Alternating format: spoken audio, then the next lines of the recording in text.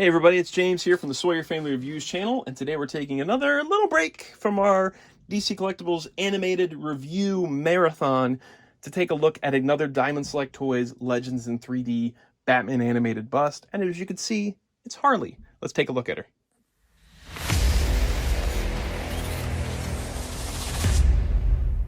Okay, first thing first, let's take a look at Harley's box. Very much smaller than Batman's box, but in the same keeping. We've got this foil embossed Harley Quinn half-scale resin bust down below, a picture of the bust. The Legends in 3 dimensions shiny embossing on the side, Harley Quinn half-scale resin bust. And the back of the box says, approximately 10-inch tall half-scale bust of Harley Quinn is based on her appearance in Batman the Animated Series, features a high-level detail and exacting paint applications. It's limited to edition of 1,000 pieces. Designed by Joe Allard, sculpted by Varner Studios. See more images at diamondselecttoys.com/3D. Number 626 of 1,000. I noticed that this write-up is the same as Batman, so they both say approximately 10-inch tall half-scale bust. It'll be interesting to see how she measures up when Batman was much taller than 10 inches. And then along the top of the box, we've got the Batman the Animated Series logo. All right, let's take a look at her. Okay, I've started things off by bringing Batman in as well, so you can see how they measure up to each other. They look really great together. They look perfectly in scale to each other. Batman should be a larger character than Harley Quinn is, and so the width and the height of Batman is much more impressive than I would say, than Harley. Harley does measure in, though, right at the top of her little clown jester, ears, horns, somethings. She measures right at 10 inches at the top of the one. So the back of the box is correct. It is approximately 10 inches. So she looks awesome next to Batman. I don't have Joker in yet, so I'm sure she'll look really cool next to Joker too. But putting her next to Batman, he looks awesome with her, and she looks awesome with him. They're going to make for a really cool display if they keep on doing these, because just judging by the way these two look together, I'm super stoked. All right, let's get Batman out of there. Okay, so now we have Harley by herself. She's painted really well. I love the red, and the white is so clean in comparison to the way the red is so bright. I just like the contrast between the two.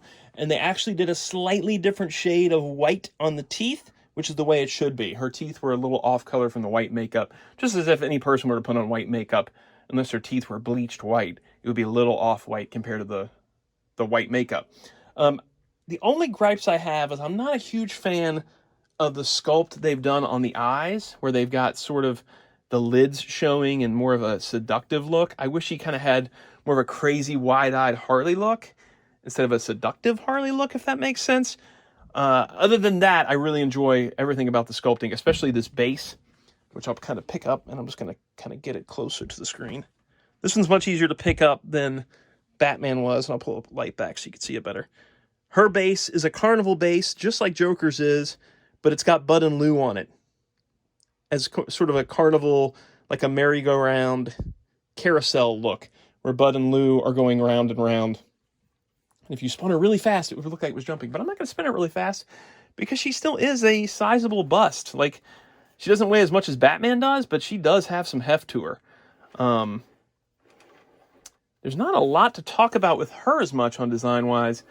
She doesn't have another thing that maybe it's not really a gripe, because thinking about it, there's not a lot of places they could put it, but she doesn't have any of the cell shading that I loved so much on Batman, and that from the pictures I've seen on Joker that I really enjoy a lot. She does have a slight bit of a darkened paint job here, where this part of the hood hat thing meets, so it's got a little bit of a dark overspray there, which is more in keeping with the X-Men animated series style busts, where it doesn't have as many stark lines and it's got a lot more of the shading going on. I don't know, I'd almost like a straight line here, or maybe a shot, like a line of white somewhere in here, because a lot of times you'd see that where it would sort of be reflecting white light, or to give it more definition, it would have a line of white somewhere along there. So that is kind of lacking on this bust compared to Batman, the cell shadingness. But again, it sounds like I'm complaining a lot, but I really do love this bust. It's just not up to the same level as Batman was. I think Batman was insane. It's also a much cheaper bust. I think that typically it's going for around 140 bucks right now, and it's the newest one, so you could still get her pretty cheap. Harley is a very popular character. I could see people buying just the Harley bust and skipping everything else just because of her popularity. Here's something I didn't show you on Batman's. The bottom of the base does have the numbering on it, and I think I brought over... Did I bring over the card, or did I leave it sitting somewhere? There it is. And here is the certificate she comes with. Same as the Batman did, where it's got the numbering on there. The Harley bust, still awesome. I like it quite a bit. I just don't like it as much as Batman.